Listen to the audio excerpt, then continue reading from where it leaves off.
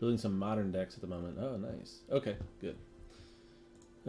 Yeah, I eventually I'm gonna get into modern. I was toying with the idea before COVID and all that, and then paper play just died, and so I was like, well, I guess not.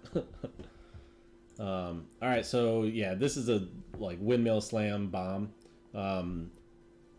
I don't know that I've ever actually gotten to play this card in a game and lose. Maybe once. I think one time I played it in like that turn they had a sweeper, which was kind of a bummer. But yeah, this card is like insane. The fact that you can get an angel. You almost never want to play this for 4. You know, you always want to like make it go as long as you can and make as many angels as you can. I mean, nothing else here is even close to this. I mean, we'd love to get like Battleship Warrior back, Bound in Gold.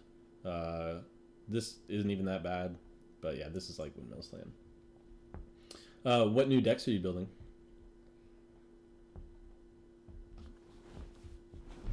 I know you probably have your mono black that you're never gonna let anyone borrow. All right, so we're gonna want to be like a foretell later game sort of thing. When is Time Spiral Draft open? Or is it open right now, or Jund, Death Shadow, and Boros Burn? Ooh, I wouldn't mind trying the Jund, Death Shadow. So here I'm not particularly happy with any of these cards. And like Agar is great, but with Starnheim, that's not exactly where we want to be going. But I mean, we can. This is super splashable, so we could just be like a giant, more controlling type deck. I mean, anything else I'm not really a fan of. We could take the Snowland and go like a snow thing, but with this being such a good card, I think we can afford to go this direction. All right, well, Packmate is like insane. Berg Strider is also really good, and we do have an Agar already. But I think this is tough.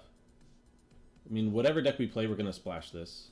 So I definitely think that splashing would be a little bit easier in like a green-based deck, like a snow green-based deck.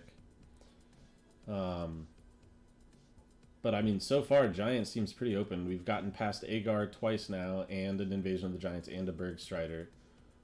But like getting even a pick 3 Packmate is pretty big.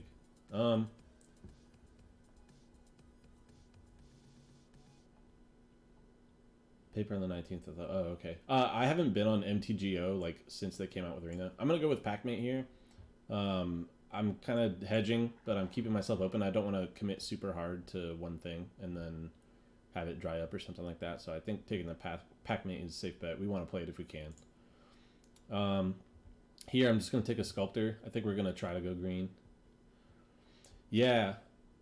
Oh, okay. Yeah, that makes sense. If it drops in paper on the 19th, then they usually do that about a week out. I've heard a lot of people talk about it, and I'd love to do one of those drafts. I used to draft on MTGO like exclusively before Arena came out. So Basalt Ravager is really good since we have an Agar already. I'm not sure that we're necessarily going to be. I mean, we could be trying to go green based, 5 color. Just throw this in here as a single splash. We could try to go Ice Hide Troll, get some Snowlands. But I think I like Basalt Ravager. Even if we are base green, like if we end up doing a green 5 color type thing, even if we are base green, we can get some changelings so that we at least hit for a couple with this. And again, I'm still kind of hedging. I'm not really committing one way or the other.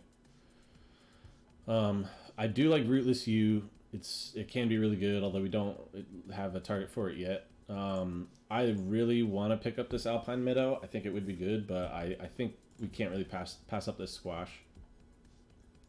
Squash is just like insane. But yeah, I also haven't looked at what the cards are in Time Spiral in the set. I would definitely want to sit down and like see what's in it before drafting it. Try to get an idea of what the archetypes are and stuff. Yeah, I think you're just gonna grab the Snow Forest. We want at least some number of Snowlands for the Sculptor. So as of right now, it looks like we're kind of like a green-based whatever deck. So this is tough, actually. I'm kind of stuck between Glittering Frost here and Guardian Gladewalker. Since we know we're gonna want to be splashing, I think I might lean more towards a Glittering Frost. Although the Gladewalker can be really good if we don't go too heavy on the giant plan. Then Gladewalker can be good to turn on things like Squash, you know, a little bit easier.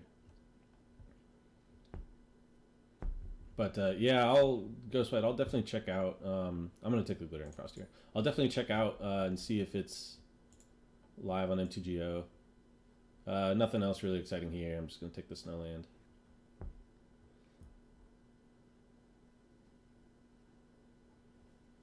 Yeah, I'll always go for 5-colored nonsense. That's my favorite thing to draft. It just makes it so, ooh, wow, invasion wheeled. I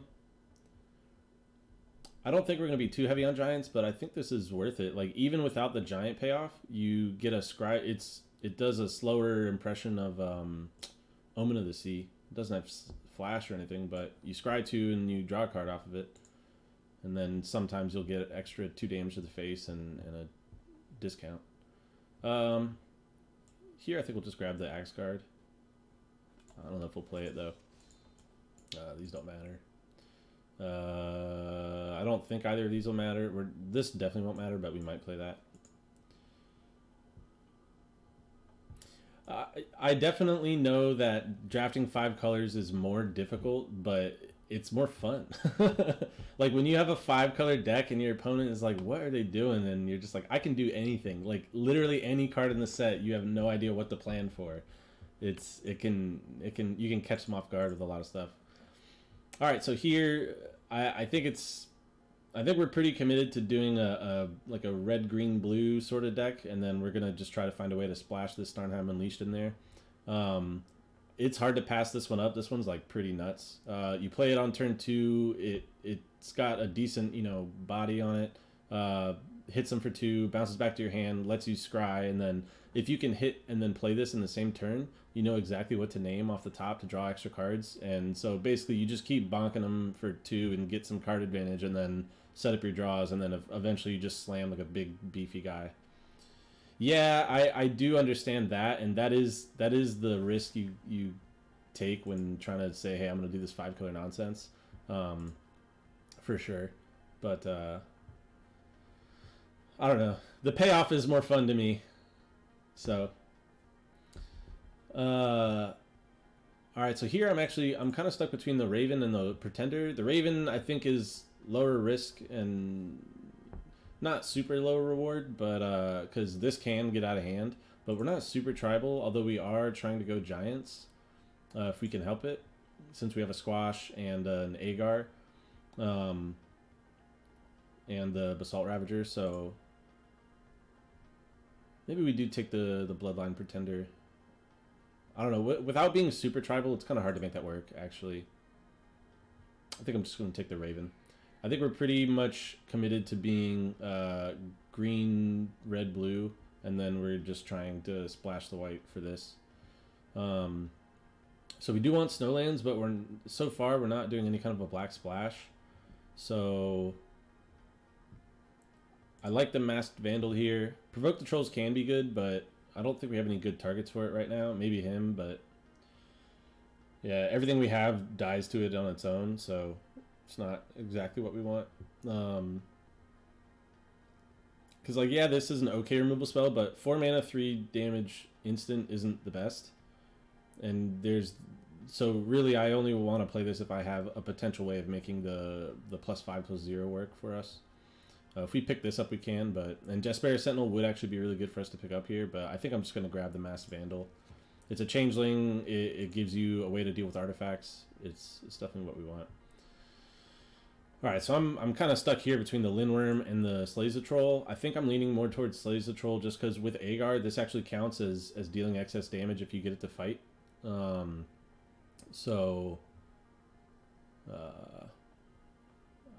plus getting that extra life gain, getting some counters, ramping a little bit, is all good. I would like a Lindworm in this deck, but I think we can pass up on the first one. Here I'm going to take Inga. Inga is really solid. If you can, like, with something like a Squash or some other instant speed removal, if you swing with her and they go, okay, trade, and then you instant speed removal something, then you can get a nice draw 3. Plus, even if all you do is scry 3 and you don't get the other activation, scrying 3 on a 3/3 is not bad. Here, I'm just going to pick up a Gladewalker. I don't really see us playing anything else here, and I think we just want to make sure we don't die in the early game. Run the short can be okay, but I think we want to get to here. We don't want to be relying on our removal to be 6 mana. So here I'm actually stuck between the Notvold Slumber Mound and the Sculptor. We already have one Sculptor, and these lands are really good to hit. We are going to be some amount of red and green, so I think we're just going to take the Slumber Mound. Yeah, I'm fine with a Giant. It's at least one big finisher. Don't mind that. So we are splashing white for this, or we're going to be trying to. So this isn't terrible. It even gets around hexproof if they think they can try to protect it with hexproof or something. If they have that Giant's Amulet or Snakeskin Veil or something, it gets around that. So that being said, we don't have any double spells, or I would grab the Frostpire Arcanist. Like if we had a second Squash, maybe I should have taken that and tried to grab a second Squash, but I kind of like this, handing out counters on your stuff, getting them a little bit bigger, and then getting to exile their biggest thing is not bad. I think we'll grab this just in case. I don't think we're gonna play it though. We're not playing any of this. But yeah, I do understand losing the color skew is annoying. I don't know. Like it's just one of those things where the payoff makes you feel so much better when you're able to just like put everything together and you're like, yeah, I have this 5-color monstrosity, but it's doing work. I think yeah, I've done it a number of times, but the 3 ones that stick out in my head the most are at a GP in a side event. I made a 5-color Daragaz reanimator, or not reanimator deck, but a 5-color Daragaz deck with the 4-mana enchantment that let you, or 4-mana artifact that let you just put a historic thing into play at instant speed. So I had like Slimefoot, I had the triple blue Jhin, I had like all kinds of ridiculous stuff, and so I have a triple blue Jhin in a 5-color deck, and it was just like, it was disgusting. And then I also had the guy here. We're taking Svella here, by the way. Svella's like an easy pick there. And then the other one that sticks out in my head is another Daragaz deck, but it was a reanimator deck, and so it had a ton of ways of getting him in the graveyard and then reanimating him from the graveyard. And then the other 5-color deck that sticks out of my head is I drafted what was it? I was going like 4-color anyway or something like that, and then in pack 3 I opened up Niv Mizzet, the 5-color Niv Mizzet that lets you dig for a bunch of stuff, and yeah, that was a lot of fun. So here we actually have a lot of tough picks. Calamity Bear, since we are going semi-giant, is good, but I think we just want to take a Marit here. Like Calamity Bear can be, actually no, I'm gonna take Calamity Bear. We're definitely in at least a little bit on the giant plan. We have some amount of changelings. We've got 2 shapeshifters, 4 giants. I think it's worth taking that. Marit can be really good, but I'm a little bit lower on Marit just because sometimes you don't really have a good target for him, and it feels bad. Playing Marit on like a Sculptor of Winter because they've killed everything else just feels not good. So I don't want to get too bogged up on like Invasion of the Giant type stuff. I like having the 1 just as a scry to draw a little bit extra. I think instead I'm just going to pick up another Masked Vandal. We're not playing black. If this was non-color Snowland, I'd probably take it. I could also take a Horizon Seeker. Actually, yeah, I'm going to take 1 Horizon Seeker just because I think we're going to put 1 Plains in. Because as of right now, we only have the Glittering Frost, and we don't want to be putting in too many Plains. Although we do have 2 things here. Oh, we want this Jaspera Sentinel to come around. I think we're going to take the Bergstrider.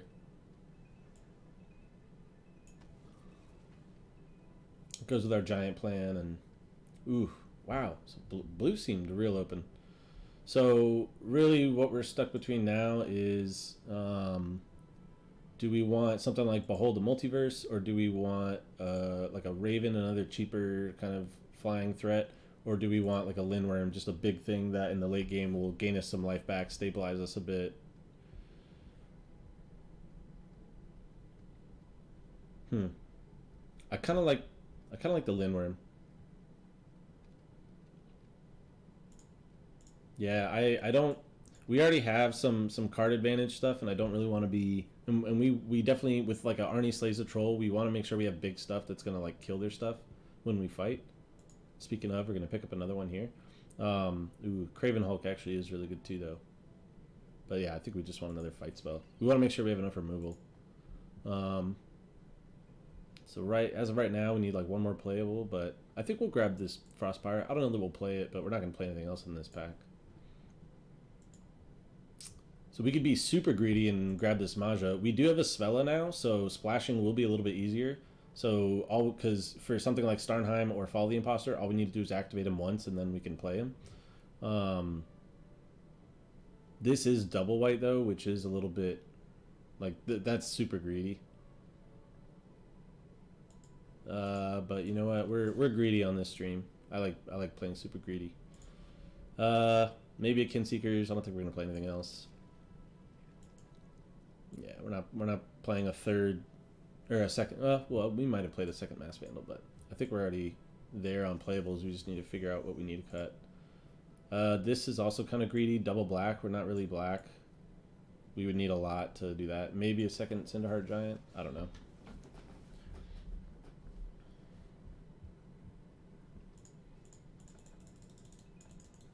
So yeah, this is definitely a pile, but we're for the most part teamer, and then we're splashing pretty much just white for these, and then being really greedy for this one. Although to be fair, we're gonna put at least one. We're only gonna probably put one planes in. If we're only putting one planes in, I think we can get rid of this. So because with the one planes, that lets us grab it with Horizon Seeker, and that unlocks Starnheim and Fall of the Imposter.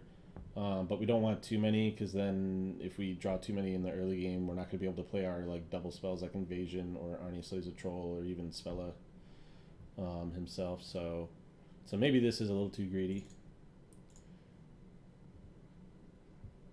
So let's see. This is 2. This is 2. This is also 2.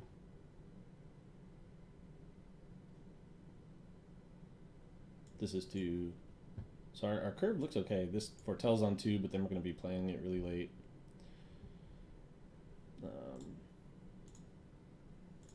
So we're short one playable.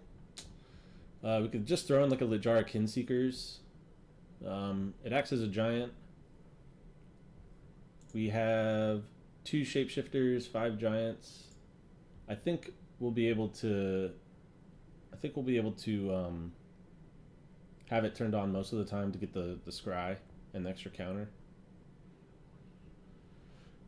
We could also throw this in there, but I don't know that that's really the best. I mean, with something like Calamity Bearer, this can be really good. It basically acts as removal, and then if we have Calamity Bearer and we're dealing double damage, that's like disgusting. This is like the ultimate greed, and normally I would throw this in there and just be greedy, but this is definitely better in more of a go wide deck, and we're not really doing that, so we won't really take advantage of the +1/+1 as much. We could throw in like a Frostpeak Yeti, but I don't know about that. So let's see. As far as removal, we have 2 of those. We have this. This is enchantment removal. That is removal. Yeah, we don't have a ton of removal. So maybe we want to throw in like a Depart the Realm or a Mists of Littjara, something like that.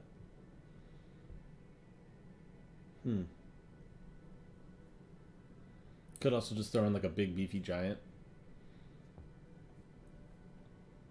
Because honestly, the way we are right now, 3, 2, 2. the way we are right now, our high end is kind of small. Like most of our curve is down here actually, and then really we're trying to play this on like turn 5 or later, ideally 7 or later.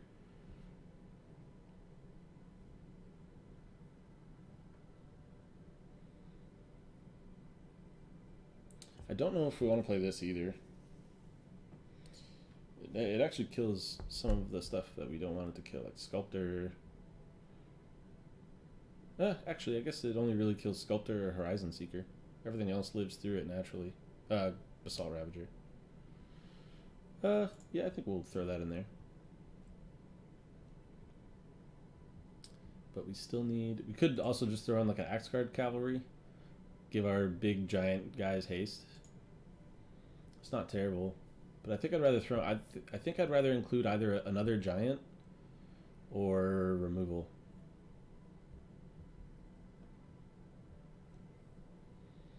I'm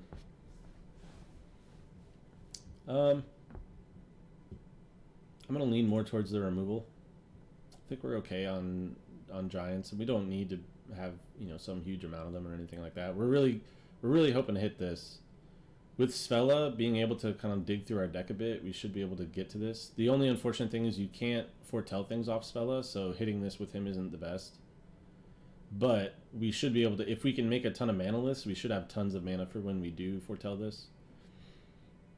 Yeah, I think I like that, but I do want to go down to 1 plains to grab with the Horizon Seeker.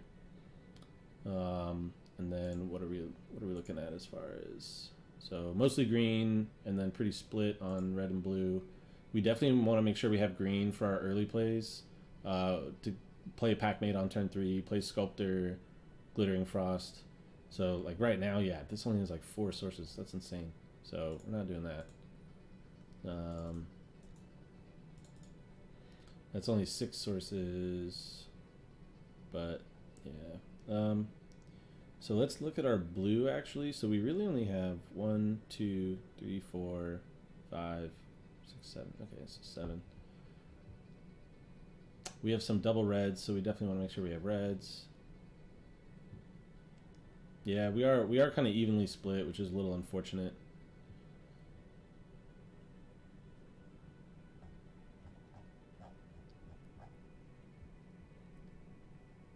And a tapped red here as well might not be. Maybe we don't play this one. It does give us a scry 2. I think it's powerful enough we can keep it. Plus, all it does is give us another untapped red. All right, this is super greedy, and our mana is kind of screwed. We unfortunately didn't really grab any of the dual lands, but I think we're gonna run this. Hope Svella carries us as far as our color splashes, and the Glittering Frost carries us for the color splash, and then hope we can get there. So this isn't quite 5-color nonsense, but it is 4-color nonsense. So we do have a Packmate. So worst case scenario, we have a Packmate. Our opponent goes first, so we do get an extra draw. And then if we can land Svella on turn 3, we can start making more mana that completely fixes us. So I'm going to keep this one. Really on Packmate. If Packmate weren't here, I'd say no way. Like, we can't keep it. Or we could, hoping that Svella lives, but that would be really risky. Whereas this way, we at least have Packmate to help us out. All right, and just like that, we found all our colors. Since that's the case, so now we have 2 options. We can foretell Packmate now and then play it on 3, but that's a little bit mana inefficient. Or we can Invasion of the Giants now, scry, set ourselves up, and then we're going to play Svella next turn anyway, which is better. And then we should be able to scry ourselves into a land to just play out Packmate or squeeze it in on a later turn. I think I like that better. I don't think we want this right now. This can be good, but we already have a lot of stuff we want to play. I think we just want to find lands right now. Like, we're already pretty stuck on what it is we're going to want to play. We already have a giant to reveal for this, so I think we're really just hoping they don't have like a murder spell for Svella here, like a Feed the Serpent or something. I think I'd rather reveal this one. Don't reveal that we have one that like kills things. And then we'll just go ahead and play Svella. We're just really hoping that they don't... really hoping that they don't kill him right away. It looks like they want to. Yeah, they have a Feed the Serpent. So that's a bummer, but that's okay. We have this to grab our 1 planes. Alright, so actually then I think what we're going to do this turn is go ahead and kill this Immersturm Raider. It's not the best thing to kill, but we go ahead and kill it. And then get out a Sculptor. Since we have a Snow-Covered Forest now, we can actually use this. If we didn't have a Snow-Covered Forest there, then I think I would probably just foretell this.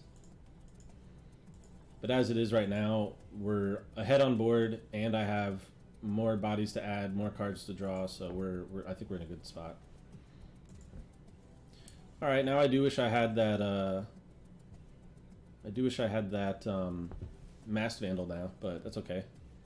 We do have a Depart the Realm, so we actually could. I think what we're gonna do is bounce this, which kills it. And then we'll just go ahead and foretell this and get in there. So yeah, we're doing fine. We got a Packmate on the way. We got Horizon Seeker to help us grab whatever land we're missing, which is just the plains or a double red if we need. We got a Berg Strider to lock something down. Yeah, so we can Berg Strider that and we're not worried at all. So,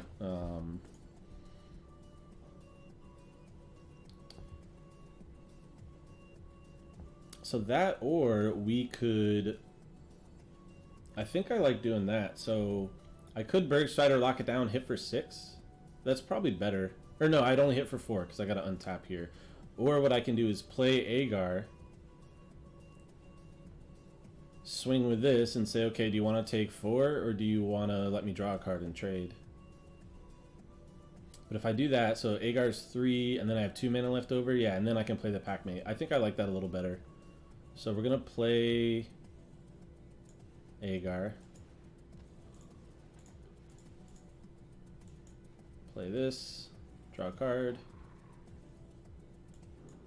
play land, and say okay. You want to give me a card? No, you don't.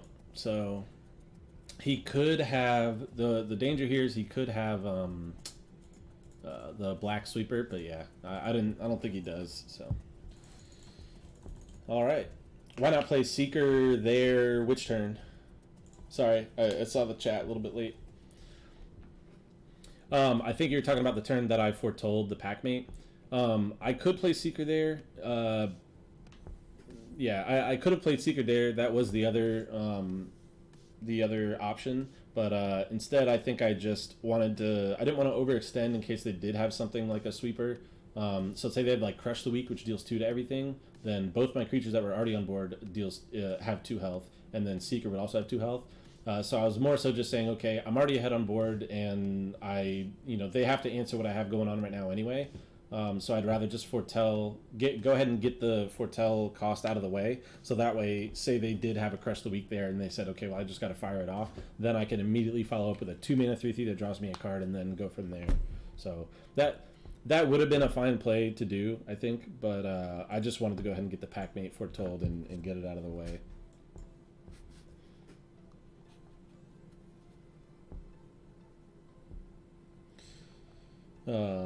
So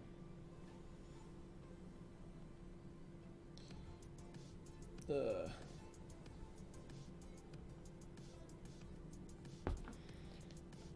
right, so this one is a lot more questionable than the other one. So if I don't draw a red source, then we're not going to be doing much until turn 4, and that's hoping that we even draw a land by turn 4. We do have 2 of our colors, we do have 3 lands, so it's not bad, but if they're aggressive and we don't really draw a red, we're kind of in trouble. And even if we do draw a red, all we do is scry. We don't really have any early plays. I think we're gonna mulligan this one. It's tough, but oof, this is yikes.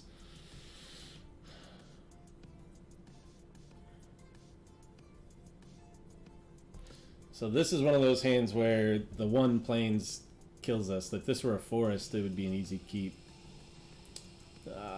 I don't really want to go to 5 though. Yeah, I don't think we can go to 5. I'm gonna keep against my better judgment. I think one of the ways we can possibly catch up is if we do get a forest, we can play here. I don't think we want the depart. We can't play it, and it doesn't even catch us up that much once we can.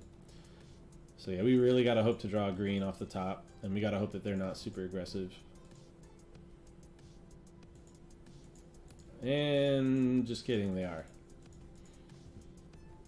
Alright, that's step 1. So worst case scenario, I can make a 4/4 next turn if I draw a land, which actually might happen. I'm actually kind of hoping that they just attack with this and activate it, and that's all they do. Yep, I'm okay with that. Hopefully they're also stuck on land. Nope. Oh, man. We got so lucky there.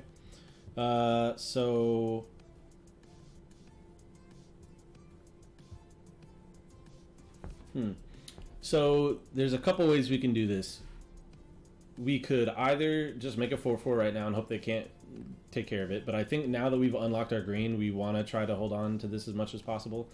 So we can either play Glittering Frost now and guaranteed have 4 mana next turn, to where we can just play the Packmate, or we can Sculptor Winter right now, hope it lives, and then next turn we can Glittering Frost and we at least have 2 mana, but if we draw another land we can Glittering Frost and then we have access to 4 mana. I think that's the highest upside.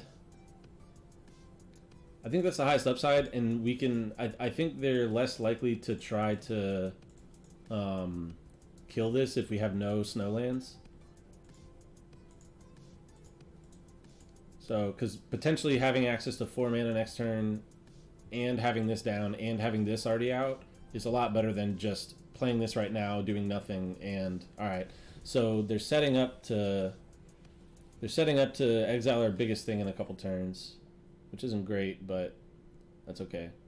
And yeah, see, this made them not want to attack there. So I think here we just go ahead and Glittering Frost. Now we have access to 4 mana, so we just go there, untap, and we can just play the Packmate out, draw a card. This still holds back their Usher even with the extra counter. And then, you know, and then actually on our next turn, so what we could also do is 1, 2, 3, 4, 5, 6, 7. So we could make 3 angels. They get to exile 1, but then we still are left over with 2 angels just hanging out. That might be worth it next turn. Oh man. So they are really going all in on this Follow the Imposter. So they are going to be able to exile 2 things. Yeah, I think we got to take this.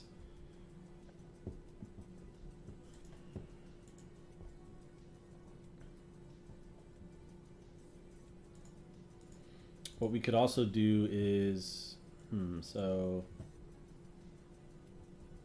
I can tap this for red, kill the 1/1, and then just slays the troll on the Usher.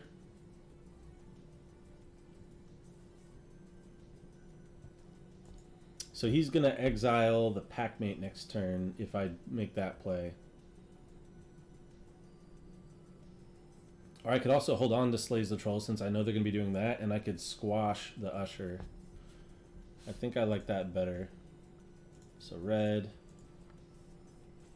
Basalt Ravager, kill the 1/1, get in. That way, yeah, I can get in for 5 this turn.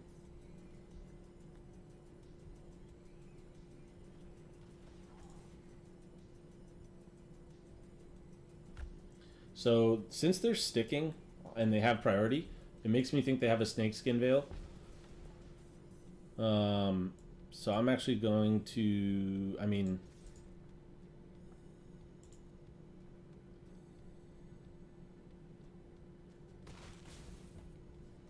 so if they do have a Snakeskin Veil, it'd be better to play Arnie Slays the Troll, because then if they have the Snakeskin Veil, it's not the end of the world, and they're going to kill this anyway. Whereas if I go for the Squash, then I don't have anything to actually fight with it. So yeah, I think I'm going to play this and make them use their Snakeskin Veil.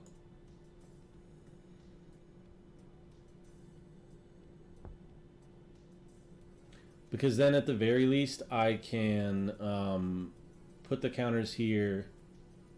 I get an extra red. If we drew another land this turn, so then we can actually do the Angels the next turn. And putting the counters here means they won't exile an Angel. So yeah, they can Snakeskin Veil here. They'll save it. Yeah. So that's fine. Now they exile this. We take a hit for 6. So unless they have like the double strike, which if they did, we weren't going to be able to stop it anyway. All right. So yeah, that's fine. So yeah, putting the counters here means that we get to have them exile this next turn instead of one of our Angels. So yeah, this is fine. So yeah, we'll put, because I don't really, it's like, okay, do I want them to exile my Sculptor or my Pac-Mate? I kind of like keeping my Sculptor. And although we are going to use the Sculptor this turn, but play this, and then I think we just go here. So we have 1, 2, 3, 4, 5, 6, 9. So we get to make 4.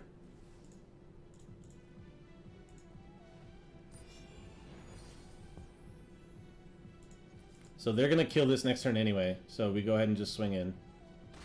Now they're at 10. They exile that. We have 4 blockers.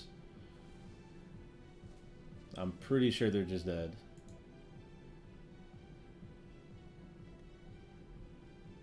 Because we also get to gain 4 life next turn.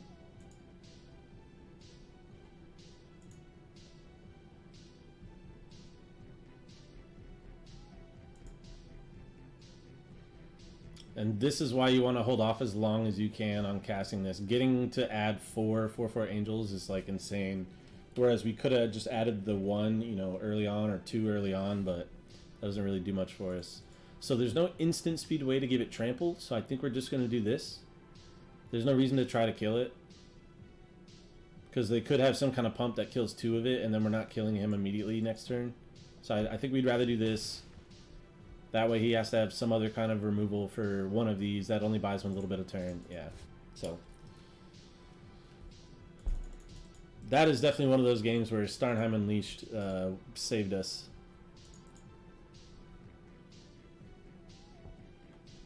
And then we still had the Squash there as an emergency backup if we needed. Didn't have any giants, but we could still hardcast it, so. Oh, we never named the deck. You guys should think of a name. Forgot we're doing a chat names the deck.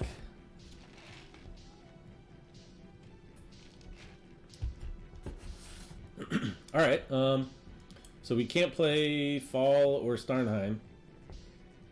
We can't really play Cinderheart Giant either. 4-color nonsense. Giant nonsense.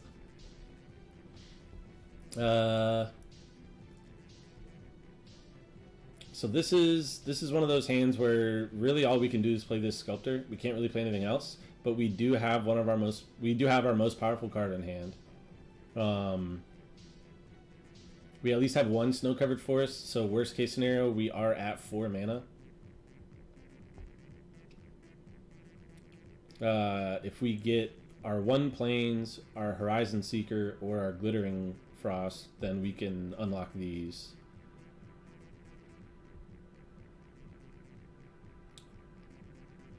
I think this is worth a keep. It's not the best for sure, but we can get the Sculptor down and start foretelling, or we can foretell this at least.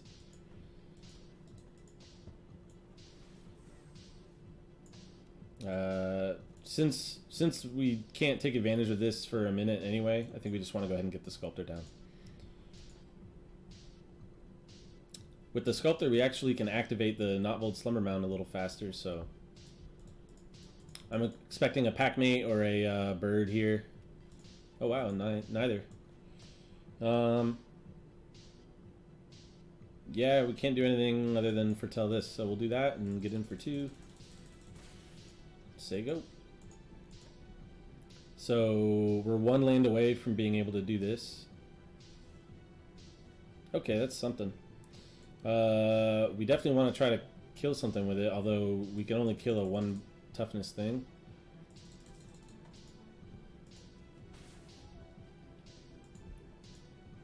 So we definitely got lucky that they didn't have a ton to do in the first couple turns. It looks like they're also 4-color nonsense. So here I've got 1, 2, 3, 4, 5, 6 mana. So we can't quite play the giant yet, but we can play it next turn. I can't think of anything they would have. I think they're just waiting for me to play something bigger for them to like murder or something like that. But in the meantime, I'm just going to sit here and bash them with the 2/2. Odds are we're not going to be able to take anything out with this since they're waiting so long. I don't think they're going to play like a 1 toughness thing. Okay, so they might actually, since they're a giant deck, they might actually have the 5 mana saga, the rare. That's like a everything but giants sweeper. If that's the case, then they could have just been waiting for us to play a bunch of stuff out. Wow, we really need a blue, don't we? So I think we're going to go ahead and just slam the giant here. See if they have removal. The other thing we could have done is activated the Slumber Mound and taken out like their 1 green source that they have. But we can do that next turn. Okay, so this is what they were waiting. I knew that they were waiting for something. I just didn't know that it was going to be the 2... So yeah, there, even if we activated the Slumber Mound, they still would have gotten our troll with it. So maybe that probably would have been a little bit better, but that's okay. Okay, so that's at least one thing we can take out with this. Since we're pretty far away from casting this, I think we can just go ahead and get rid of that.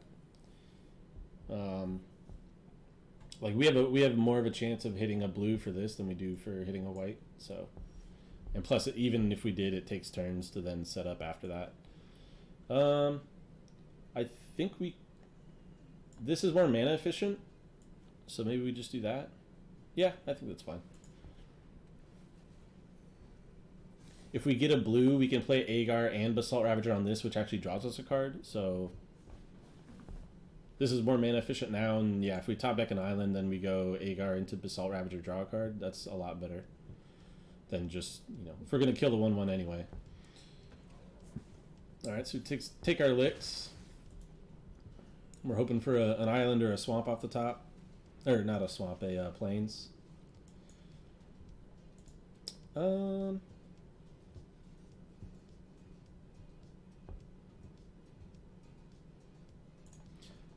I'm going to go ahead and do this now just so they can't make use of the green mana if they do have something with green in the cost.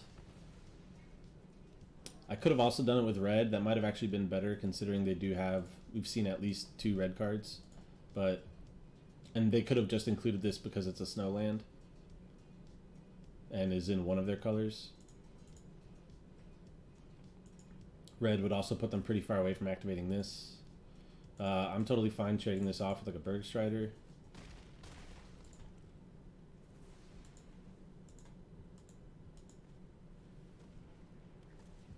Okay. Man, we are really hurting for... So I don't think we can afford to wait for an island here. I think we just kill what we can kill.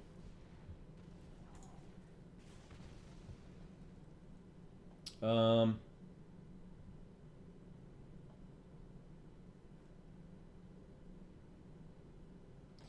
the fact that they have the Menace is not good for us. Because if we swing here, they at least have 1 chump block with this, right? And they can actually even use it to kill our Basalt Ravager. So since they can use it to kill our Basalt Ravager, actually, I think we need to be aggressive, maybe. Because if not, they can just kill this and only swing with that. Or they can kill this, suit it up over here, and swing for 6 menace on their own, and I can't block. So, although if I do swing and they do that play, then they hit me for 8. And play whatever they want.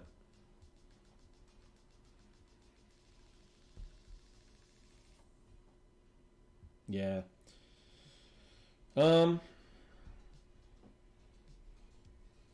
think we really gotta hope to top deck our planes next turn. 2, 3, 4, 5, 6. We can make 3 angels. Yeah, I think we have to wait. We at least save 4 life doing this. And we're not gonna kill them faster than they can kill us with the menace out. So yeah, here they kill our Basalt Ravager. Or they do it with that, yeah. Yeah, we're just dead next turn. Or not quite dead next turn, but just about. Actually, we are dead next turn if they suit this up over there. Yeah, so unfortunately this is one of those things where... No attacks. This is one of those things where going, super multicolor, pretty evenly split and not picking up any of the dual lands kind of bites you in the butt. Yeah, we're definitely dead. Ugh.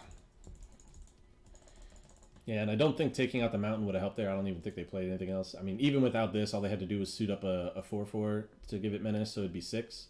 And then we're definitely taking 6, going to 3, and then they have 2. Oh, okay, well they would have had a 4/4 and a 2/2. So I guess we would have gone to 1. But yeah, we were pretty much dead there without... To be fair, we did have Horizon Seeker, which lets us swing in and get any land, and then we had Glittering Frost, which fixes everything. So we did have at least more than 1 or 2 ways out of there, and we had plenty of islands to draw, and at least 1 plains. So we had tons of ways to draw out of that, but for whatever reason, our deck decided no, you're only going to draw red and green this game. I don't think we can keep this. Like, we have 0 plays, so this is okay. So we're gonna get rid of the Depart. We at least have a Gladewalker. 1 more land gives us Glittering Frost, which unlocks everything in our deck.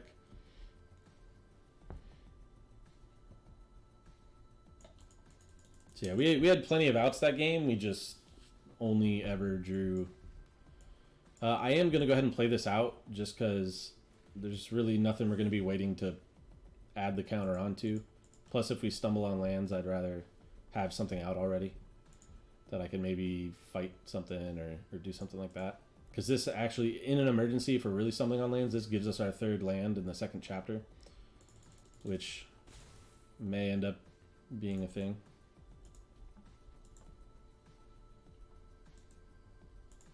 Ah, I forgot to name the deck again. I'll do that after this one. 4-color nonsense. Okay. So I wouldn't mind fighting that. But I think instead I'll just play the Sculptor. And I'm not going to attack, so I'd rather leave this back as a blocker. Yeah, I let them get 1 in, but if I attack and they don't block, then they get to attack back and potentially activate this, and I don't want to trade my Sculptor since I have Glittering Frost. Well, that's bad. I definitely want my Mass Vandal for this. Good news is I can... Really? You can't activate it, so all you're doing is... Yeah, that's... If you want to swing with that, that's fine. Yeah, okay. It doesn't matter anyway. We're gonna get them, but... so here we go ahead and fight there. Go ahead and get an attack in. But yeah, next turn we get the counters on this. We get the red mana, so we can next turn, even if they kill this, we can play Glittering Frost, and then we're not great, but we're okay from there. So yep, make this a 4/4. Play out this land. Glittering Frost goes here. So we don't have anything to play to play with it. So I think we'll just say go ahead. We actually could have attacked there because we're yeah. I should have attacked there. We're not going to block, and he can't block alone. So we should have been able to get in for 4. In my head, I was thinking I don't want to risk it, but I forgot that he can't block alone. So yeah, we definitely could have gotten in for 4 there. That might cost us, but hopefully not. So we at least have access to 6 mana, so we could slam the Lindworm this turn. Yeah, he was going to do this anyway, and we're not trying to give up our Sculptor, so if he has a Squash or a Demon Bolt or something, he has it. It's not the end of the world, but we're not happy about it. Okay. Going a little bit wide, not great, but...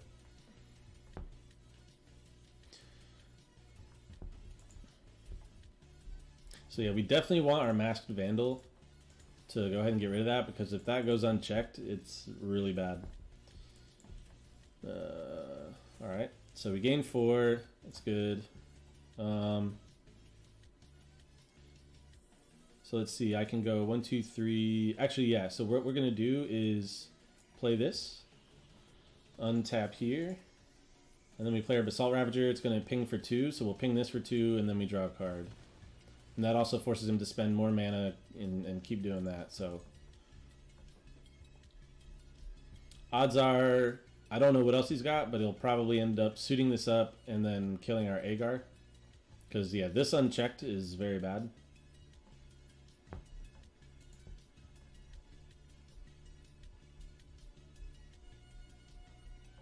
So I don't know. He's had this foretold for a minute, I think.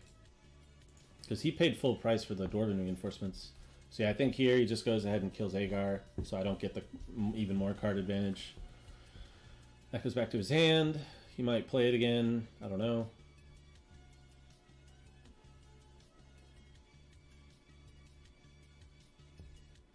He doesn't have a blocker this turn, so we can actually get in for 8. This is where hitting for 4 earlier would have been really good, because then he'd be at 12.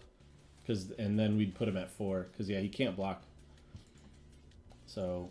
we're definitely going to get in for 8. We can play Lindworm without even tapping that down. Or without having to use our Sculptor.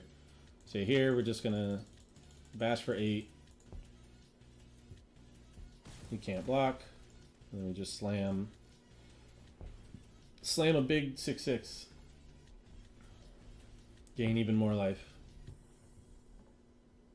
So this kind of puts them on the defensive, and yeah, if he wants to like pay 4 mana just to kill this Basalt Ravager and tap down a blocker so that this can't block alone, like that means he needs another 3-drop play, and then we just tap that down anyway, and then he can't block. So I'm pretty sure he's dead next turn, unless he has like a board wipe right now.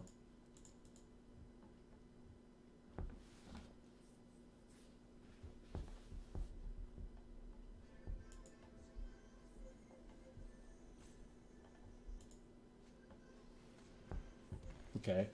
I don't even know if he can afford to attack here. I mean, our life total's so high, we'll just take it. Yeah, I mean, that was a bad attack for him. I could have blocked there with the 6/6, but then if he has some kind of pump like Run Amok or something like that, even against the 3, then we just like lose our Lindworm for no reason, and our life total was so high, I don't think it mattered. So here we pay with Snow, tap this guy down. Even if they have removal for one of these, he's just dead.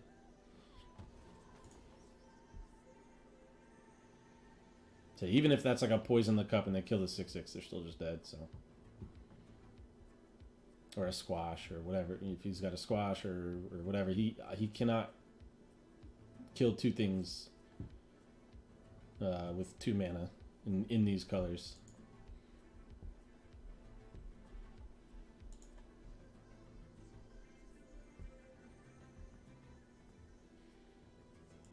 All right.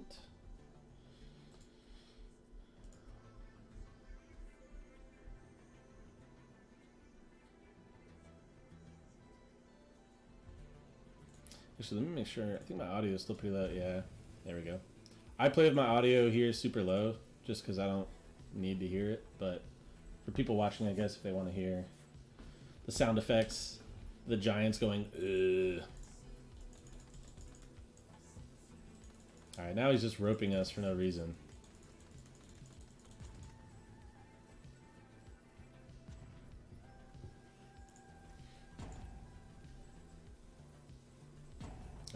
stop in a second anyway because he has no more timeouts. And there we go.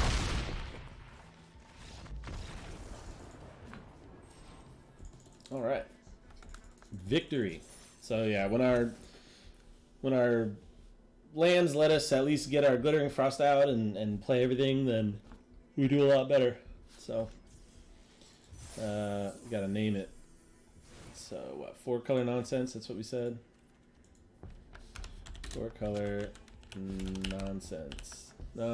Let's spell correctly. Nonsense. 4-color nonsense. Yeah, it's pretty nonsense. All right, 3 wins, 1 loss. If we can just keep that up, we'll at least get to 6.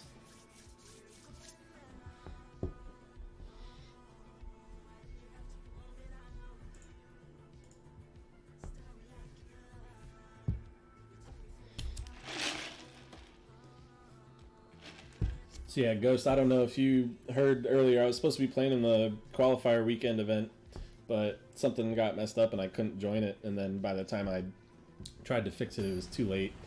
So they said that they basically granted me entry to the one in April, so there is that, but it's historic constructed instead of today was going to be sealed, and so I much would have rather done sealed, but what are you gonna do? So this is not the best. We do have the highest chance of drawing a forest, but we go first. We can't even foretell or do anything like that. If we do get a forest, this unlocks like our entire hand, which is great, but I don't think we can afford to keep this one. This is way better. We're gonna get rid of our big dude just because we're so far away from casting him. We have a Pac-Mate, we've got Spello, we've got a Rabbit. Like, we can play pretty much all of these by turn 4 or 3 or whatever. So yeah, we're definitely keeping this. Getting rid of the big dude. Say go ahead. So turn 2, we'll get the Pac-Mate going. 3, we may go ahead and play Svella. Because if we play Svella on 3, then turn 4 we can use him to make a mana rock and play Pac-Mate. So yep. So as long as they don't have a way to kill him, if they like hard cast a Demon Bolt, that'd be bad. Yeah, which looks like that's what they're gonna do. Yep. So that's unfortunate, but he definitely is one of those like you have to kill this right away or you're screwed. But that's okay. It's gonna happen. Like, we gotta get the removal out of their hand somehow, so. I can get rid of an island. We already have the one out. We only have 1 double blue card, and it's the God, and we can play it for single blue on the bird side, so I'm not too worried about it. Let's see, so we're only killing for 1, but we can use it on the Liberator. And then just say swing in.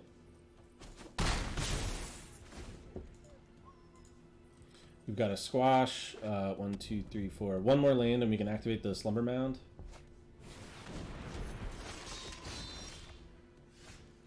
Yeah, I'm fine doing this. Scry 2. I do like Agar, so we're going to hold back on the Ravager and the Squash. So next turn we play Agar and hold up Squash, and then we can swing with the Ravager as well. So I think for now, though, we just swing the 3. I want to hold on to the Sculptor just so that if we do draw another land, we can activate the Slumber Mound a turn early. So we'll get to draw here, draw another card, reveal Agar, and then play him and do the whole thing. So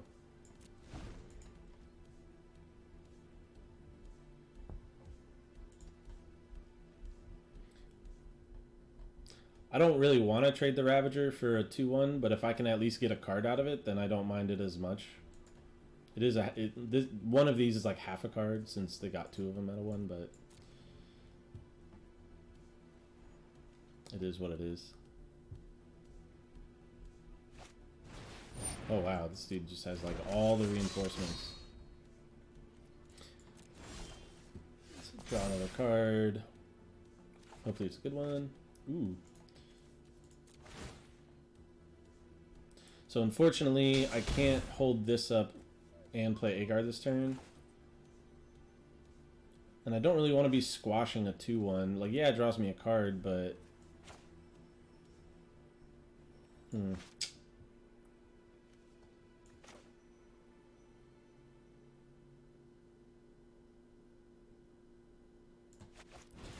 I mean, the thing is, though, we're not going to get rid... Unless we get the Surtland Frostpire, but even then we need a second blue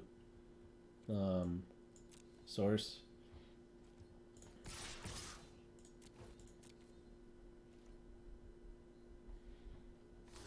So if they go for the double block on the pack... Okay, so they don't go for the double block on the pack mate. So we'll at least draw a card here. So yeah, here we'll get to draw a card, prevent them from making us discard, and keep our pack mate alive. I'm fine with that. It's not what I want to be spending squash on, but the fact that we got a 2-for-1 out of it and drew a card, so really we got a 3-for-1. Here we draw another card. So yeah, we're just hoping to bury them in card advantage at this point.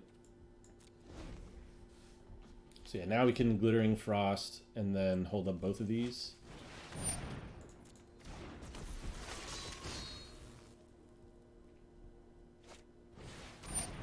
He's just got like a bunch of just small dudes. I mean, if he gets like the Saga that cares about him having a lot of Berserkers, then that's bad for us.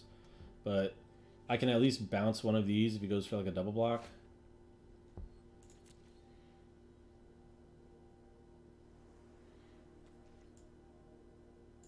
Although I don't think he's going to go for double block because he's got a 3-2 he can just trade. So, oh, but now I can force a double block.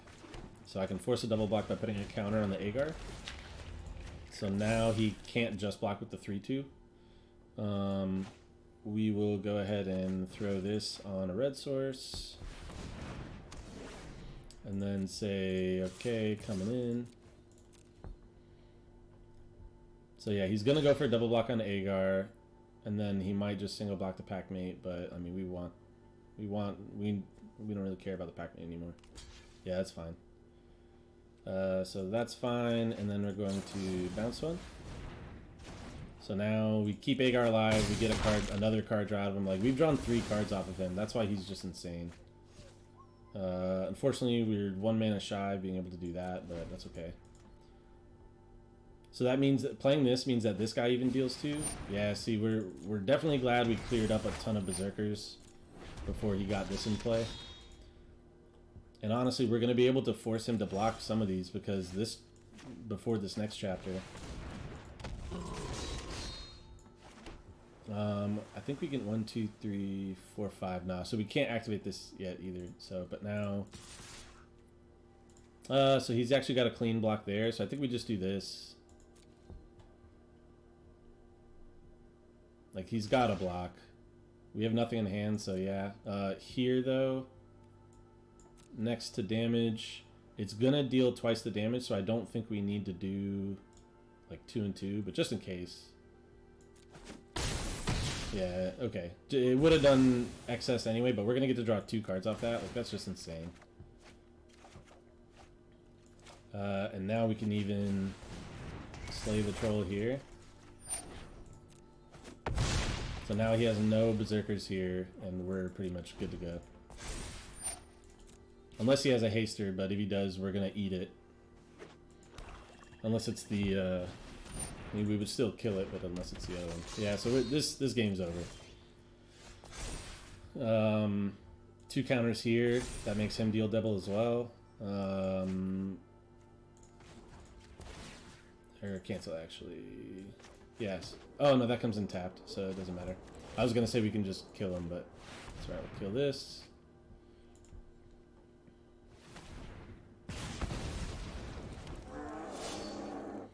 He can't block the 2-2, or he dies, so he takes 8.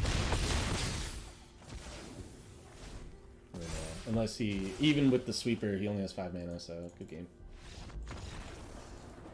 Easy mode! Everything kind of lined up there, though, so that was good.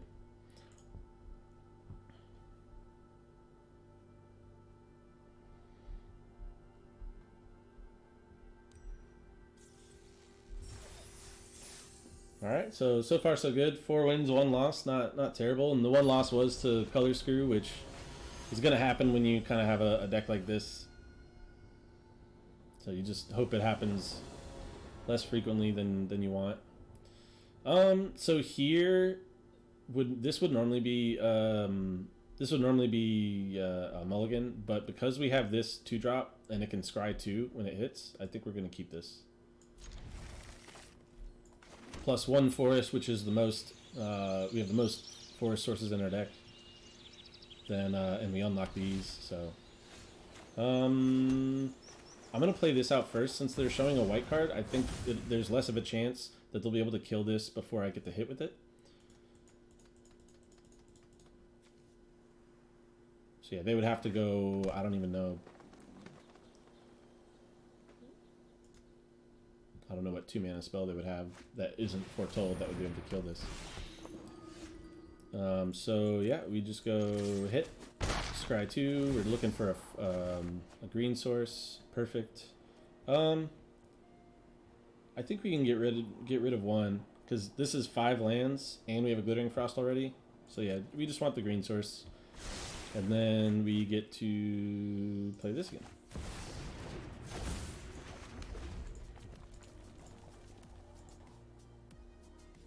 So we can even play Glittering Frost and either Arnie Slays the Troll or Glittering Frost and Invasion of the Giants next turn. We just got to make sure we put Glittering Frost on the mountain.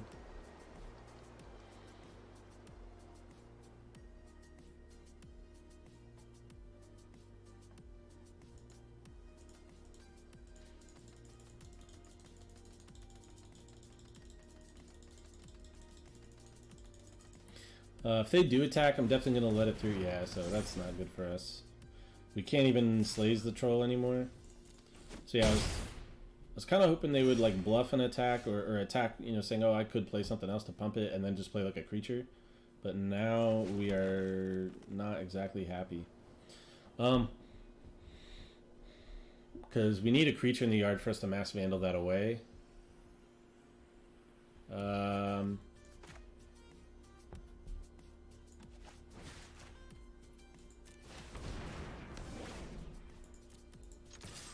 So what we can do instead is go ahead and scry 2 and set ourselves up to play the God part next turn. And if we know we're going to play the God part next turn, I'm going to leave the land. That way what I can do is...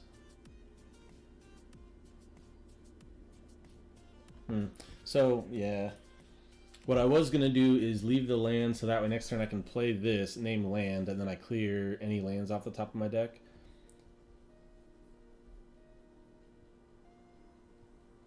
That way I don't show them the Ravager. Although I'm probably going to show them the Ravager anyway with this. Because this next turn when I play it is going to be a 1, 2, 3, 4, 5. And then... at the end of my turn, I'll draw at least the 1 land. It'll be a 6, maybe 2. It'll be a 7/7.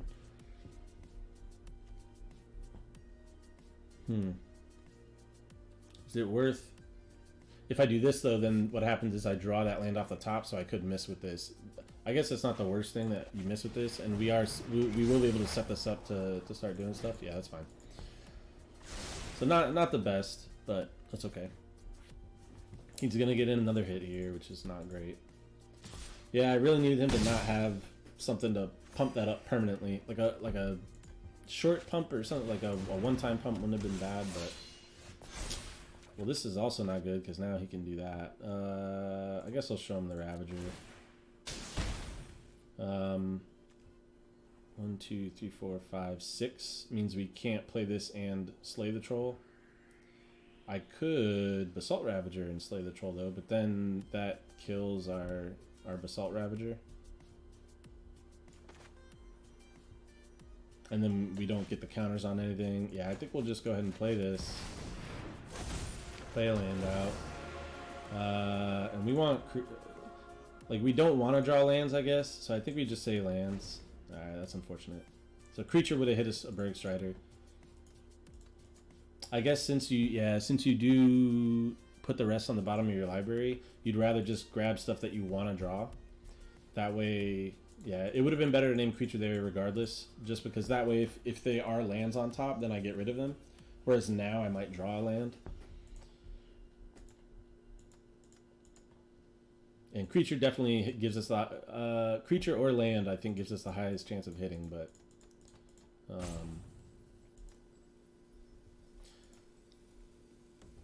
I mean, he can tap it down, hit for 6, which is probably what he's going to do. But then we get to go ahead and kill something, and he probably won't play anything else this turn. So that's no bueno, but that's okay. Play another land. We don't have a creature in the yard. Okay, so actually this is what we can do. We can... This only deals 1, which isn't useful. I was gonna say, so what we could do is play this, have it fight something, and then Masked Vandal away the Arachnoform. I think that's the best thing to do, because I don't want to leave him with the Goldmaw Champion. Yeah, I don't want to leave him with the Goldmaw Champion, so we're going to... I should have attacked with this first. I don't actually think I can keep this back, though. And then we're going to... Creature you control, creature you don't control.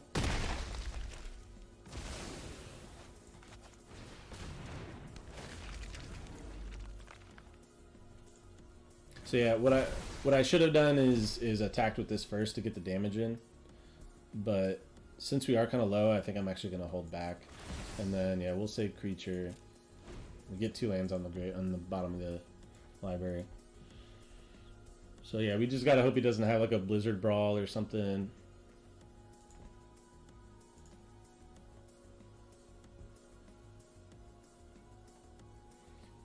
We'll be able to put counters on something here next turn. I think we might do it on the Vandal. Then we have a 3/5. Because this is gonna get big on its own anyway. There's real no, and it's a Lightning Rod for removal anyway. So that way we have 2 decent threats. Oh, that's not good.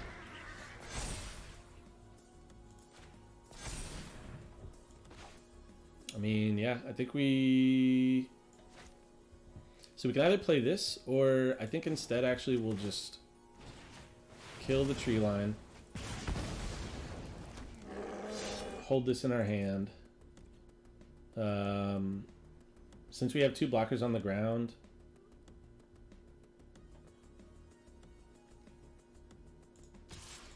I'm going to just swing with the 3/5. I could swing with the All-In and try to make him double block so we kill the flyer, but there's no reason to do that. Here, a creature won't really help us, except maybe the Lindworm. Or the Raven, I guess. So, okay. So we can either go for, like, an enchantment to try to hit Arnie Slays a Troll. And, yeah, see, like, instance, though. Sorcery would be good. If we hit this, would be good. I think we just got to go for what we have the highest chance of hitting and just go for creature. Alright, the other one was a land, so that's fine. So now he's a 4/4. Wait, why is he a 4/4? Oh, he's a 1/1, and then he gets +1/+1 for each card in your hand? Yeah.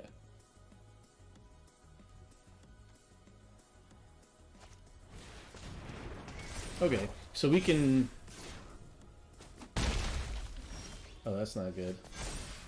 Oh, we got the worm. Alright, so that's really good then, actually. So we can play the worm, gain a bunch of life. And we gained a bunch of life off the thing anyway. Now that we have the worm, we can go ahead and just swing. Yeah, him being stuck on 2 lands, I think, is really what is keeping us in this game. Because now he's down to 11. We're just going to keep naming creature. Yep, got a pack mate. We did get rid of our planes, but that's fine. We have a Glittering Frost, so... So he's got a 4/4, but he's just like dead next turn if he swings. Because he gains 2, goes to 13, blocks a 6/6, but then this is up to 6, so that's 13 exactly.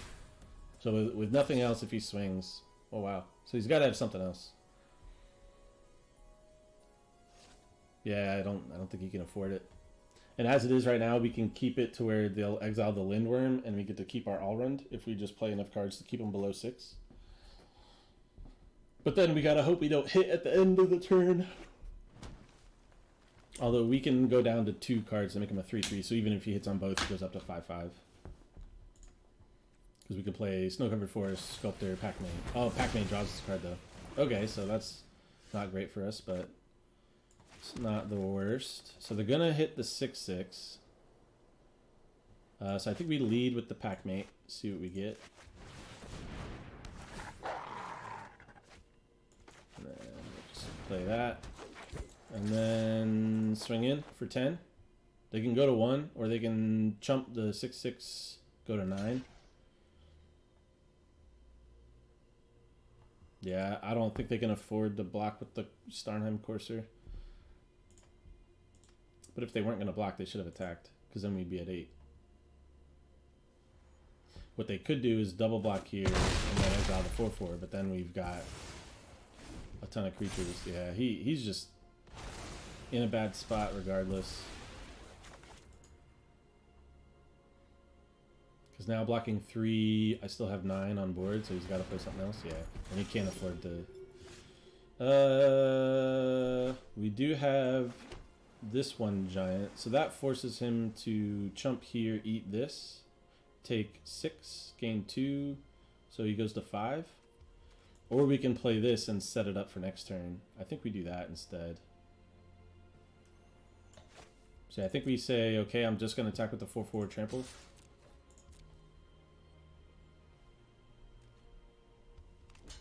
Yeah.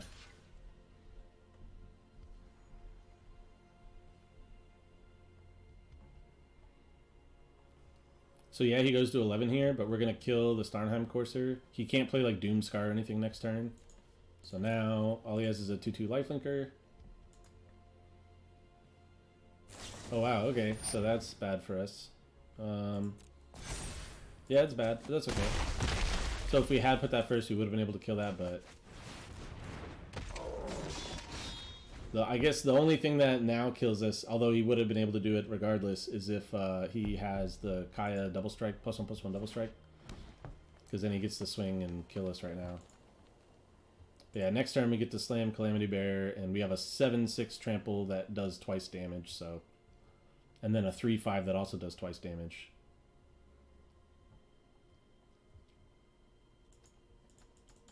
So unless he has some instant speed way of getting this off the board, I think we're good next turn. I wouldn't mind Arnie Slays a Troll. I wouldn't mind an Agar to draw a bunch of cards. Especially if he swings here, I think we're good.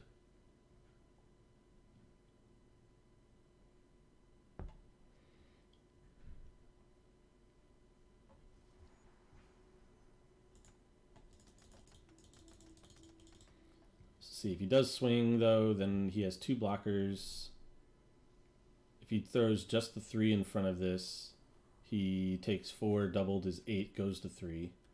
This is going to put him at a virtual 5, so he has to block here, and he still takes 5, yeah. So if he swings next turn, we got it.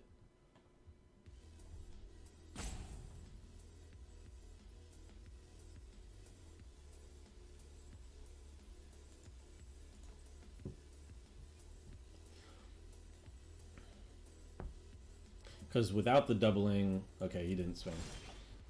So yeah, I mean, we only have lands for our other stuff, so I think we just slam this.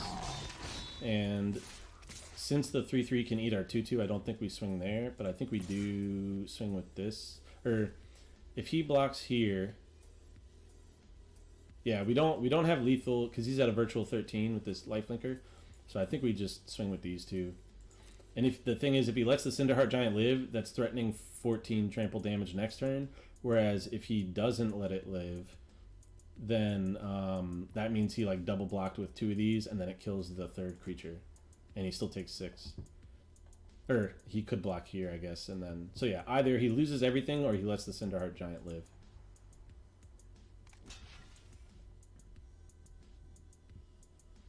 This is not enough. Okay. Okay, so he's saying... I don't know why he's double blocking here. Maybe in case I have a way to give it trampled or something.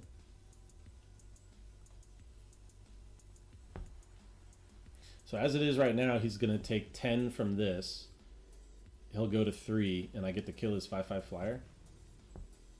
Yeah, I'm fine with that.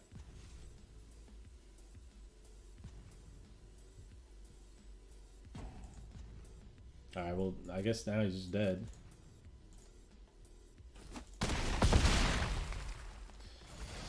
Yeah, I mean, I don't know. He was pretty dead anyway, but that was not how you do that. So, I'll take it. 4-card nonsense. Giant nonsense. Strikes again. Alright, so we're up to 5. I think we can get 2 more wins before we get 2 more losses. Shouldn't be too hard.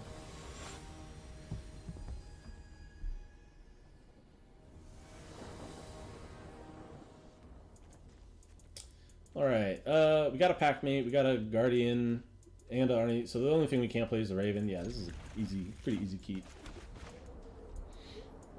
I'm definitely going to lead off foretelling the pack mate. Playing that as early as possible is one of the better things you can do. We even got our 1 plane, so now we can play almost everything in our deck. I'm going to play the pack mate out first in case we draw our other tap land.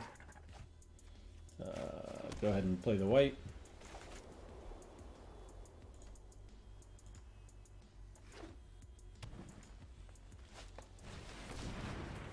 Alright, so they're taking all their time to set up and everything, and if they're going to do that, then I think we just go ahead and beef this guy up to a 4/4, and then foretell this.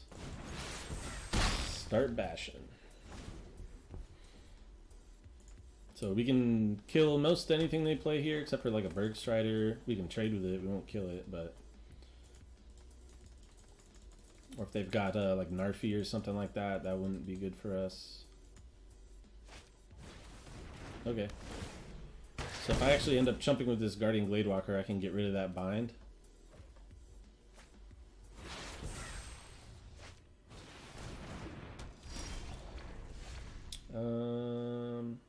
So yeah, we are hurting for blue, but that's okay. As soon as we get a blue, our whole hand is unlocked. There we go, look at that. Ask and ye shall receive. So he said oops, but I don't think he is oopsing. So I think we're gonna play along like he oopsed.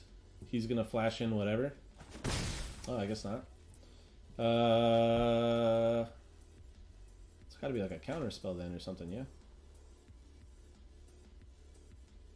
I think I'm just gonna cast this then.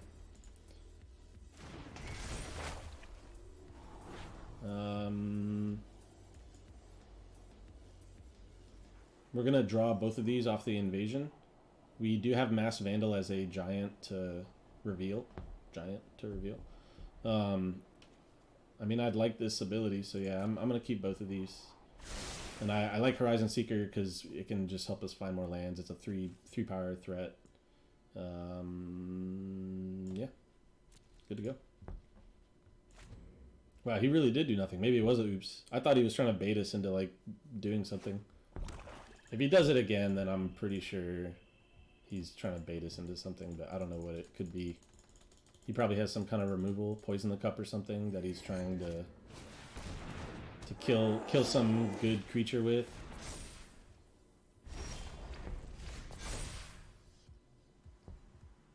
So draw the card. We'll go ahead and show this to them. Just we don't need it to be a surprise. We're gonna deal 2 damage to their face.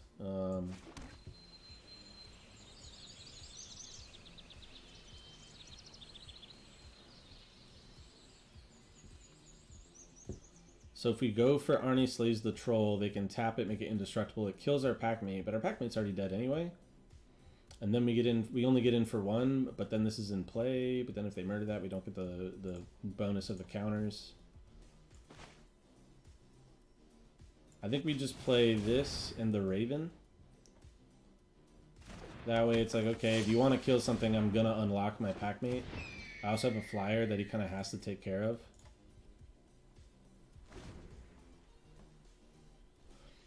We can also, so he could battle or Skemfire Elder Hall here. I'm totally fine doing this. This tells me he has like a sweeper or something. Because why would he attack there? Maybe not. Okay.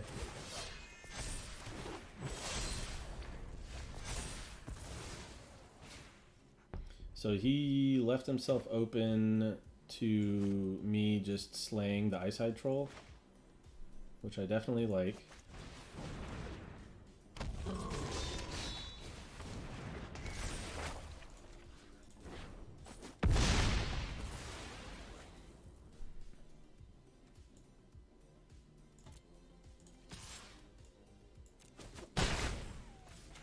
And then, yeah, I think I just go ahead and get rid of that. So next turn I've got another 4/4. So he can kill our Horizon Seeker and make some elves, make this a 6/6, but like that doesn't really do much for him. Because I still have a 3/3 flyer in the air, and I actually have lethal next turn because I'm going to be able to put 2 counters on it. So yeah, unless he has a way to kill the Raven or make a flyer,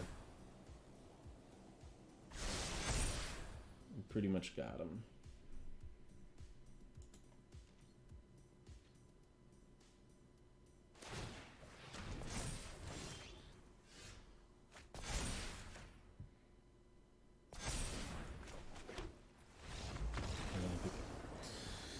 Good game. Easy mode. So what happened was something happened and I couldn't join the qualifier. I was getting like an error, and by the time I reached out to them and they didn't get back to me in time, the window to join had closed, and so I didn't. I wasn't able to join this time.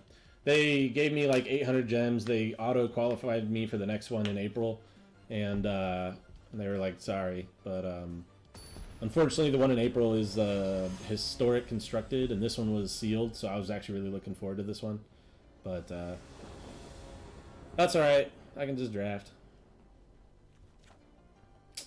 So here, we're going to keep this. Yeah, it does suck. I was super bummed about it this morning, but it is what it is.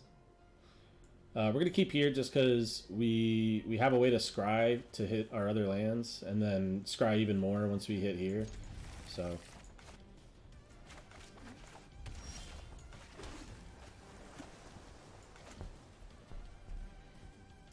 this wouldn't normally be a hand I would keep, but the fact that we have 2 ways to be scrying is good.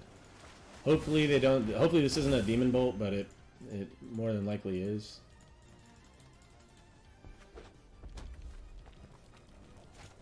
Yep. What are you gonna do? Gotta get it out of their hand somehow.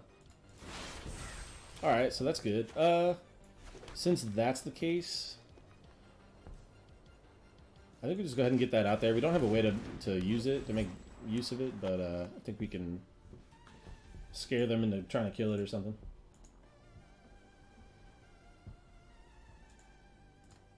Yeah, I was super excited for the qualifier weekend, and I like tweaked up my Twitch page and everything, and was excited to stream, and then I was kind of deflated once that all happened, but it's all right. I got Steven Locklear working on a logo for my page, so I should be able to get that in the next couple days. That'll be neat. All right, here I'm just scrying as opposed to playing the Raven, just because I want to be able to.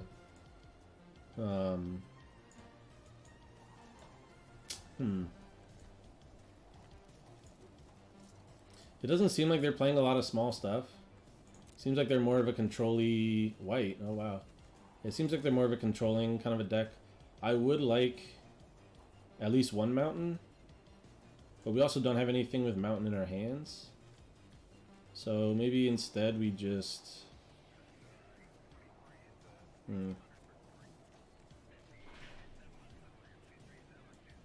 I feel like I'm supposed to keep one of these up here.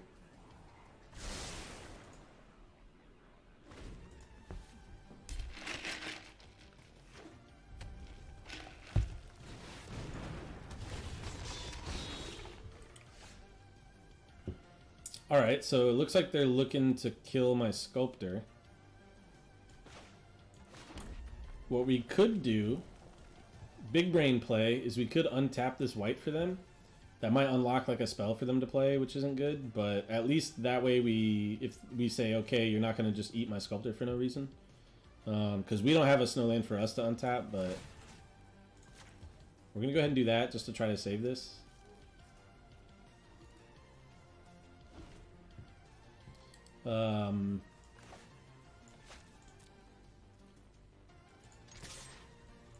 We don't get, if they do want to trade, we don't get to draw with this, but at least this way they didn't get to eat this for free. So that's fine. I think what we do then is we can either just get this in play or we can foretell this. I think we'll just get this in play.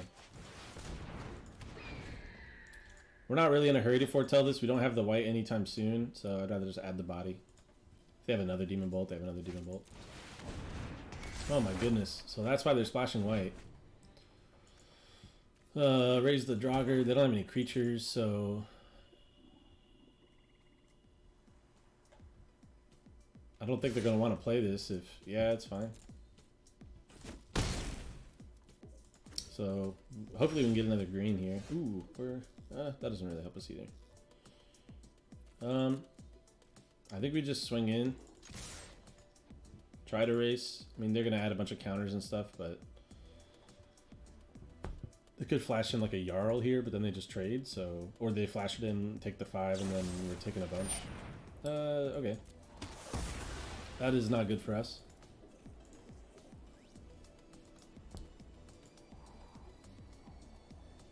Yeah, this guy's deck is good, for sure. 2 Demon Bolts already in the top, you know, top half of the deck. A Poison the Cup.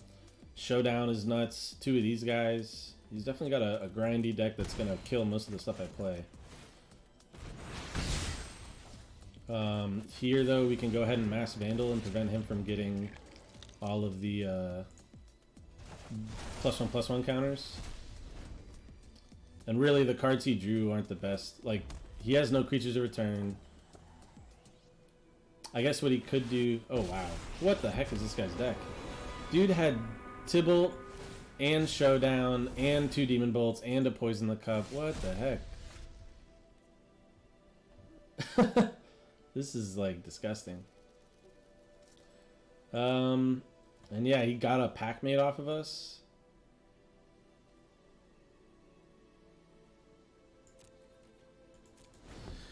Alright, well, really the only thing we can try to do is get a white, play a bunch of angels, and go from there. Andy's got Bergie? Jesus. Look at this deck.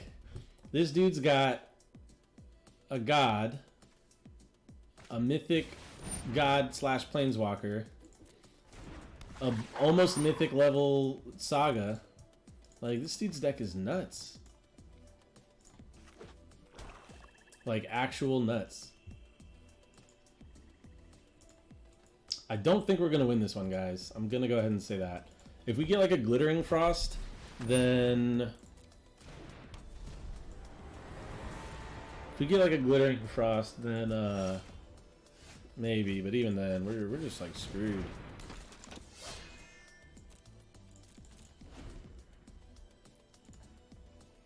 I think... Had our draws gone a little bit differently, and we could have, like, Starnheim Unleashed, like, say we had Glittering Frost, then, and we could have done this earlier, I think we could have pressured him enough.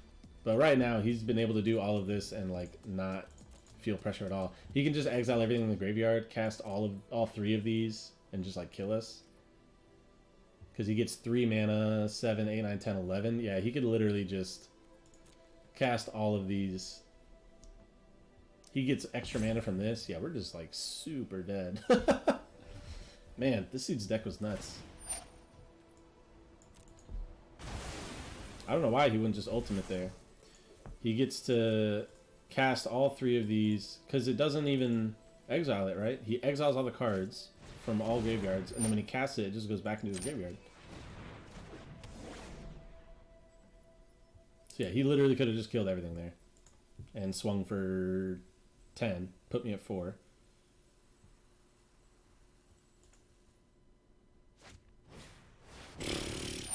Dude, this guy got every single black, red, like, rare you could possibly want. He's probably got, like, a Burning Rune demon in there somewhere. Like, this is just silly. I'm keeping this going just because I want to see what other ridiculous rares this guy has. I know he gets some with this, but whatever. I just want to see.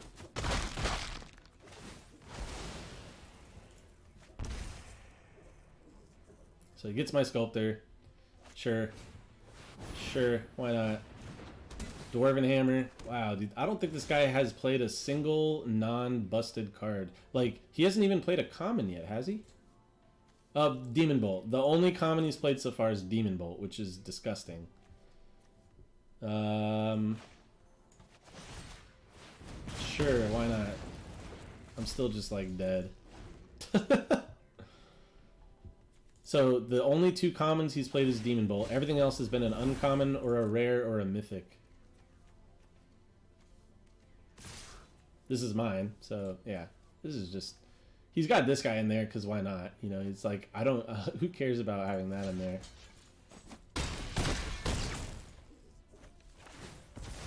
Yeah, we are just, like, super dead. Like, even if I top deck a Plains and could make 3 Angels here, all he has to do is attack with everything, they die, and then I get drained for 3.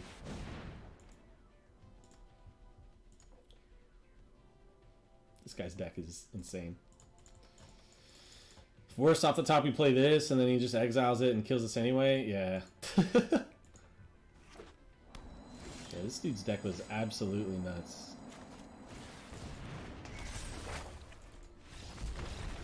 I don't think we were ever gonna beat that deck unless we had like our perfect nut draw. But even then, he had 2 Demon Bolts and a Poison the Cup like to start. Like that was the first things he played. Man, what a deck! All right, as long as we don't play any decks like that, I think we can get the 7th win here. That was like, I just got destroyed. See, okay, that since the whole point of this is to be teaching people, hey, this is what you do in draft. Draft what that guy drafted. Draft every green, black, rare you possibly can. All right, so here I think we just get rid of the Lindworm. I'd like to keep it, but I don't think we can afford to. I think here we're definitely hoping our Svella lives. We should be able to play Calamity Bear even if it doesn't. And then we've got to Slays the Troll to kill whatever, and then go from there. But yeah, I think we just can't afford to keep the 6-drop.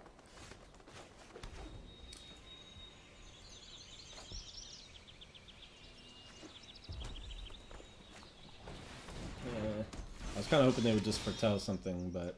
So we could play Gladewalker and still play Svella next turn.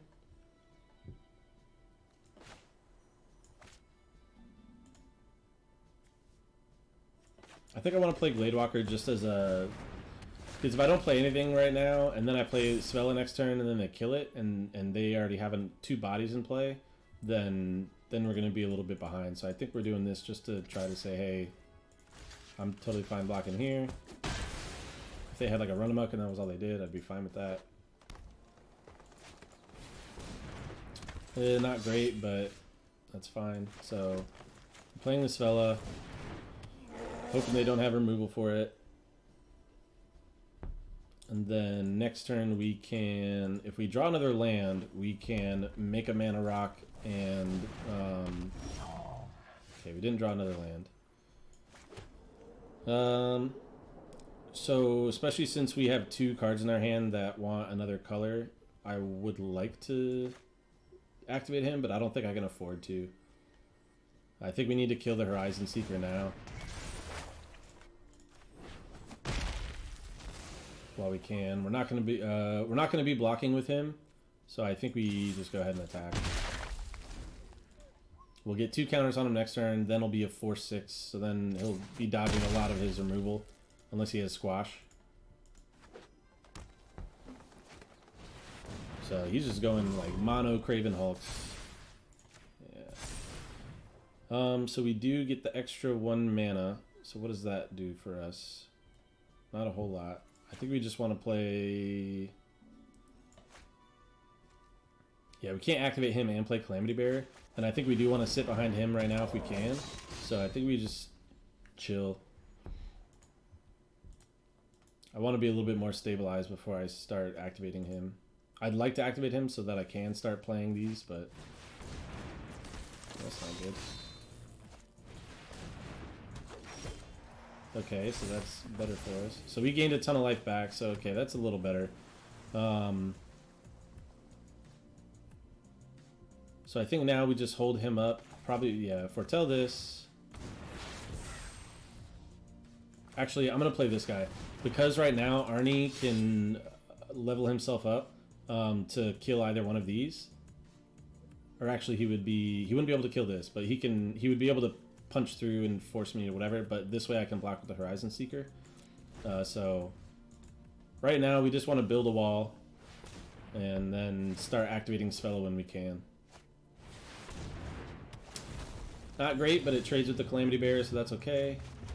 1, 2, 3, 4, 5, 6. So we can't activate either of these yet. Actually, we could activate this, but it kills our Horizon Seeker and only their Sculptor, so that's not the best.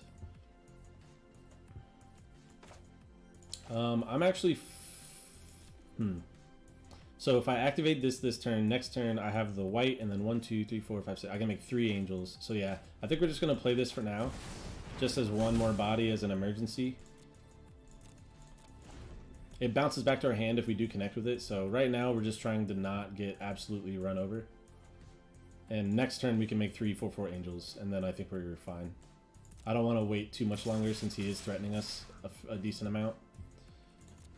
So we're going to make the obvious blocks here, but I think we're actually going to take the 8 because I don't... Or, you know what? I'm going to do this because I can still make the thing in response and then make the 4, 4, 4 angels.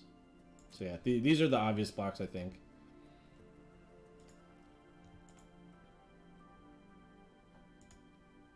He probably has like at least one run amok, which, okay, what does he save? Or rather, what does he try to kill, you know? Yeah, he's got the one run amok, so we're gonna make this. So he does kill our Spella, but we only take 5. If he has another run amok, that's insane. I was gonna say, if he has another run amok, he top decked it, because he only had 5 mana last turn and 1 card, so... So that wasn't great for us, but our life total is fine, and then we're about to make 3 angels. Ooh, or... we can wait even longer. Because if we make the 3 angels, he's going to offer trades, but if I have this out, then...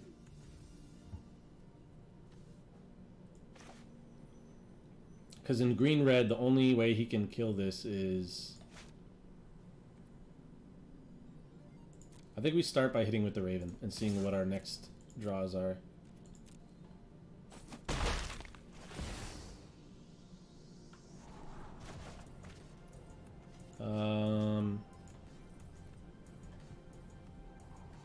I don't mind this. Unfortunately, we can't play Invasion and Alrund in the same turn, because we do have double blue for Alrund, but not triple for Alrund plus Invasion. It is 2 more scries. You know what? I think I will keep it. And then what we'll do is we'll Starnheim for 3 angels.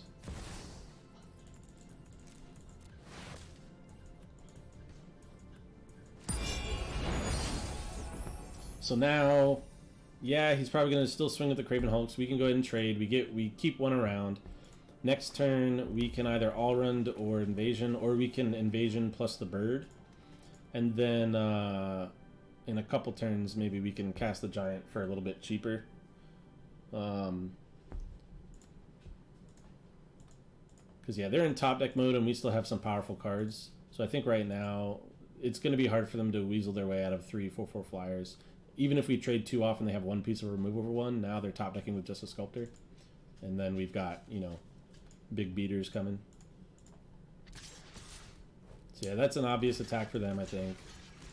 obvious blocks for us. There's no reason to double block one, because then if he does have something, he'll just use it on the other one. Okay, fair enough.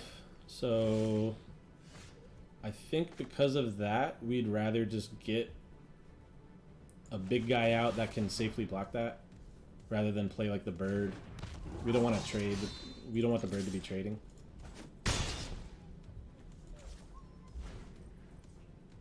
So another thing I could have done actually is I could have blocked just one of those giants and then had 2 angels in the air and then at least gotten 1 more swing in. So I take 4, but so does he. And the fact that I'm left over with the 4/4 after that entire exchange is better for me, you know, trading that 4 damage. So this is definitely fine.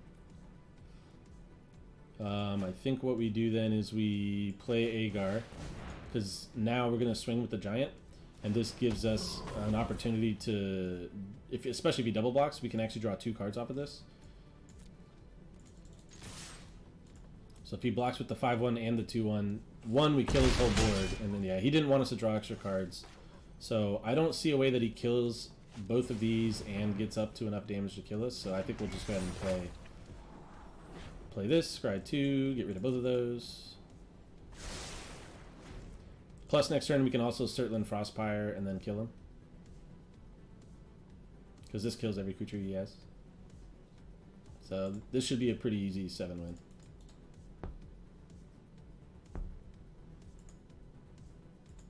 Good game. There you go. We did it. 7 wins for first stream on this account, at least. Not that this is our first stream, but this is the first 7-win draft we've had on this account. So it was cutting it a little bit close there at the end with that one game against the best red-black deck that you could possibly